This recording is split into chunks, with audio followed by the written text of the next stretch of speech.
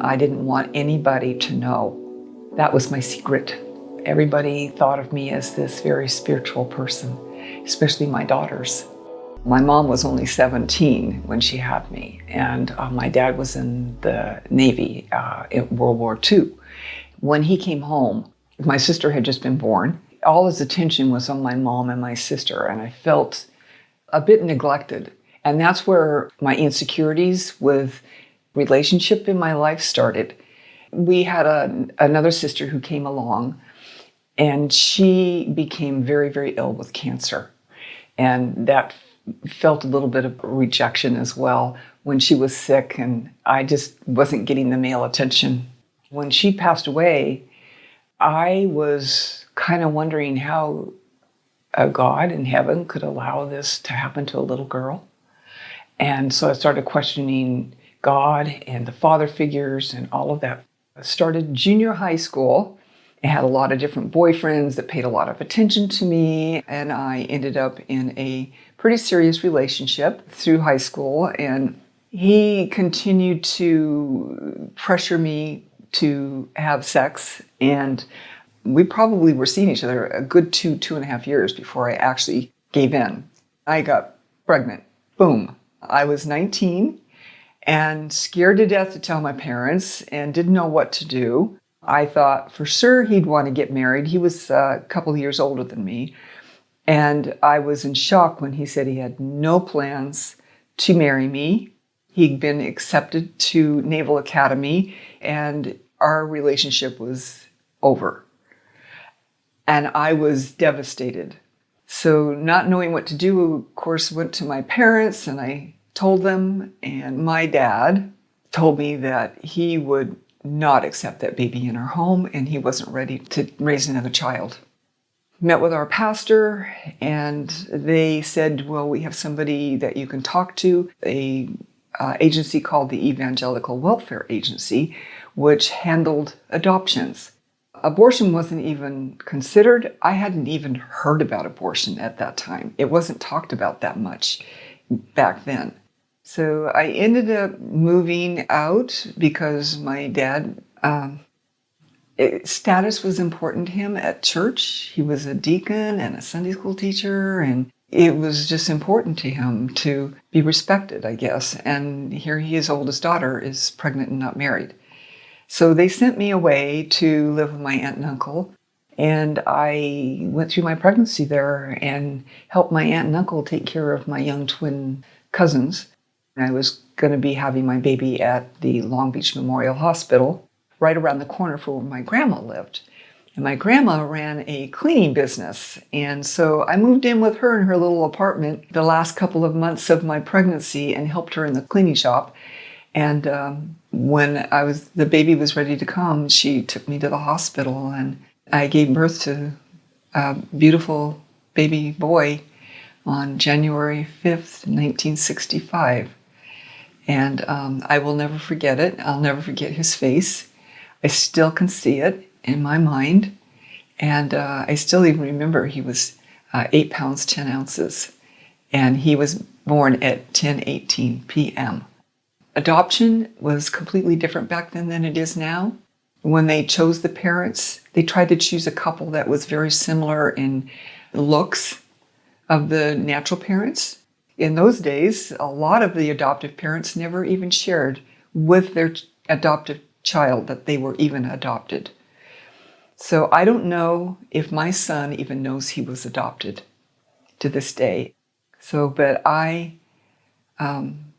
know that I chose the right thing. It was very difficult, yes, to go through a pregnancy and to see somebody else is going to take your child and raise it as their own. It took me a number of months to work through letting go and be healed. There's always something deep in my heart. I think of him often, what he might be doing. Does he have his own family? Do I have grandkids by him? All of those things. I think of those things quite often, but I do pray for him. Then life decided to move forward, and I felt like I wasn't worthy of God at this point in my life because I had done in my dad's eyes, the unpardonable as a young woman have sex outside of marriage and get pregnant. So I didn't think of myself as worthy to go to church or so I kind of walked away. I always believed in God, but I started to live life according to Marianne, partying, hanging out at bars with my friends. And I then met a young man where I worked. We fell in love and we decided to move in together, and I got pregnant with my son. He was born January 12th, 1968, almost 3 years to the day. And he was the absolute joy of my life. The dad and I eventually married, and about a year later, he had an affair with one of my dear friends and decided that he was going to leave the relationship. And so I ended up a single mom and raising my son. Wasn't really pursuing a relationship with God or attending church yet. Where I was working, I met another man who I just fell head over heels in love with. Thought, this is going to be the one. And we were together probably a good 4 years. I was certain that we were getting married. I mean, he was great to my son. My son loved him. We had lots of fun. We went all kinds of places together. He spent lots of money on me. He was well off. But I was in shock when I shared with him one day that I'm pregnant. And he said, "Oh, well, you have to have an abortion." I said, "What?"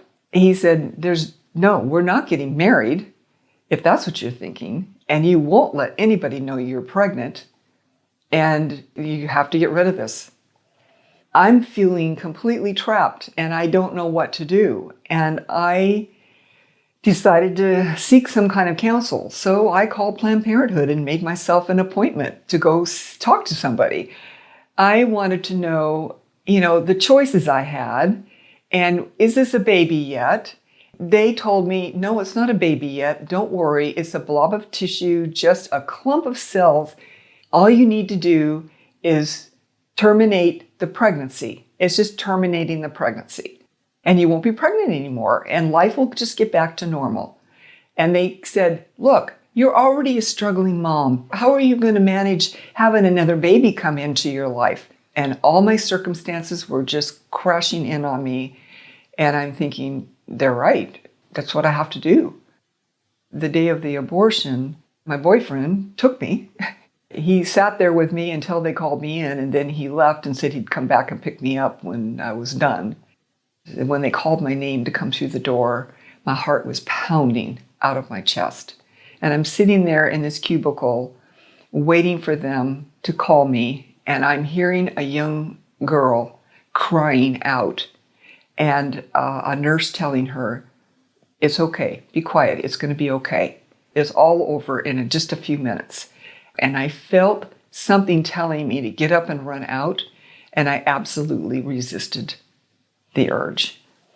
And I am so angry at myself for not listening to that, because I clearly believe that it was the voice of God telling me to get out of there. When it was done, the abortionist came up to my ear and says, "I just want you to know that you were further along than you thought. It took a lot for me to get that out of you." And I just about died. I couldn't believe that I had done that. I wasn't the same. Life didn't get back to normal. It was an emptiness, a pain that I couldn't explain. I hated myself.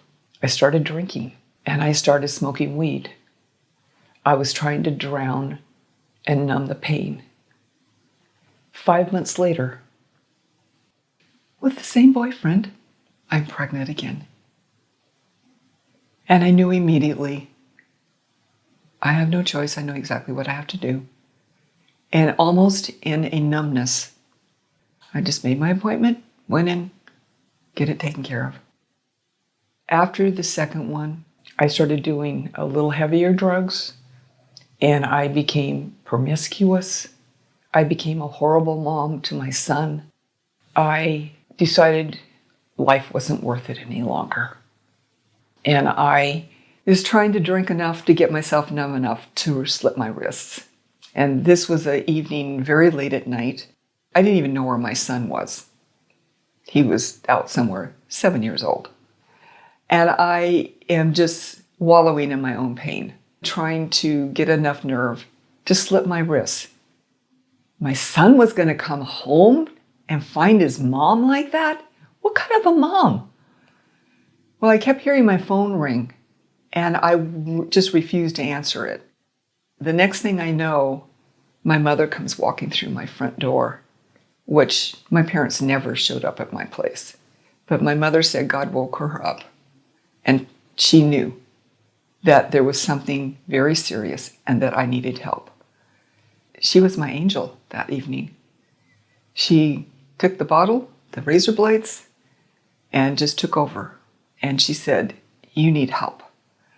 She woke up my neighbors and sent them out to look for my son. She took me and my son to their house, and they got me counseling and said, "Since we're paying for counseling, you go where we choose." And they chose this wonderful man. He was a biblical counselor.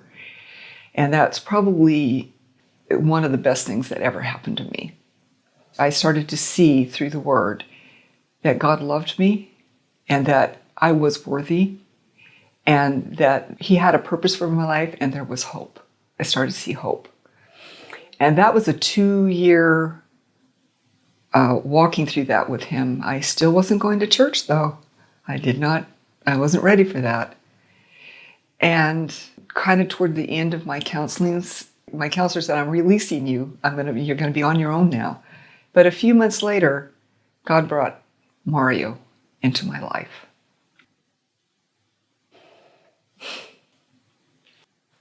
A man I did not deserve. But he came into my life by a blind date. One of my boss's wives is the one who had been trying to get us to set us up.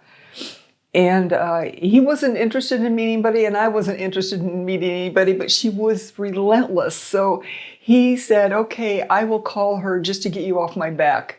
And he called me, and we talked, and we were going to tell everybody, and tell her especially, that it didn't work out, that, we went on this date, it didn't work out. But as we're talking, we felt we can't lie to her. So let's just meet anyway. So we did. We got engaged 9 months later, and we were married on May 12th, 1979. And we were going to church together. We became very involved. God just was starting to do a great thing in both of us, and we continued to grow and grow and grow.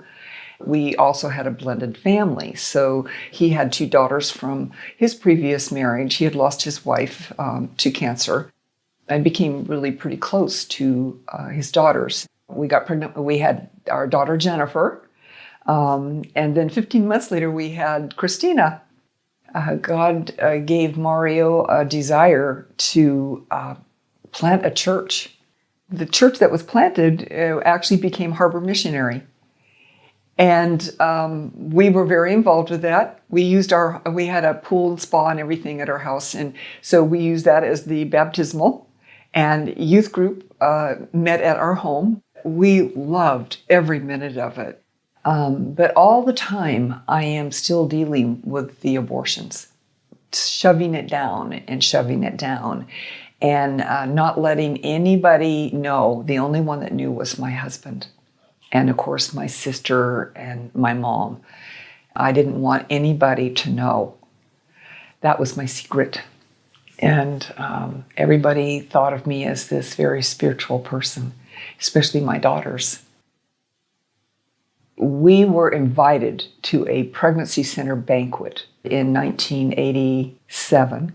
I thought, oh man, I have to hear what they have to say, because I knew that they did counseling with young women who were thinking about abortion. And I thought, I want to hear about this. This might be where God wants to lead me.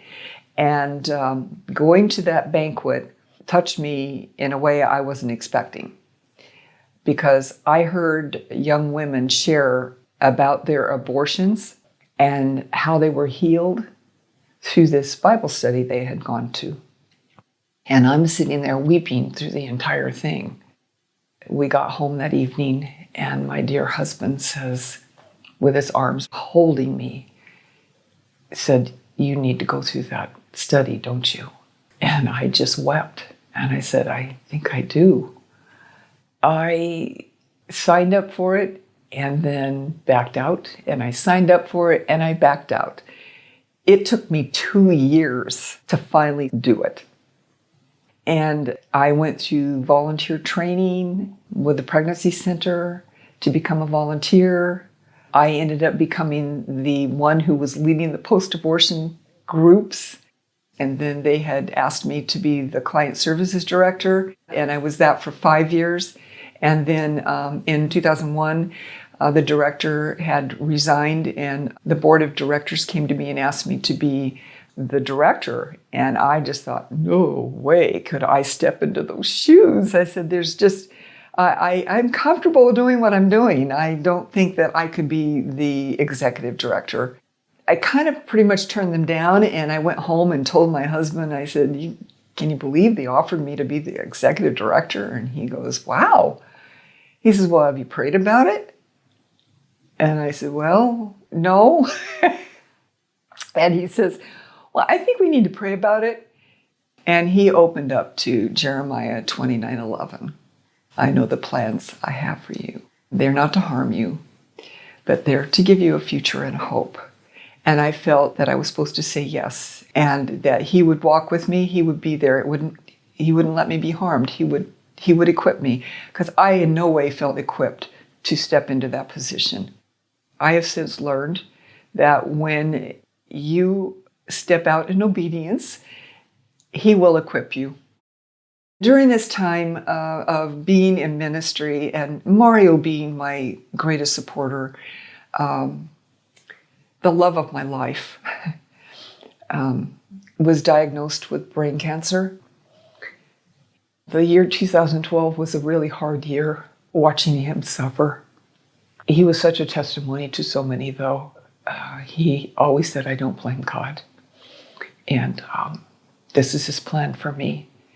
So he passed away on January 30th, 2013. And of course, I miss him terribly. I wear his ring around my neck, and it'll always stay there until I go to be with the Lord and we're together again in heaven. So, yeah, but I continue on with the ministry, and it's the joy and passion of my life.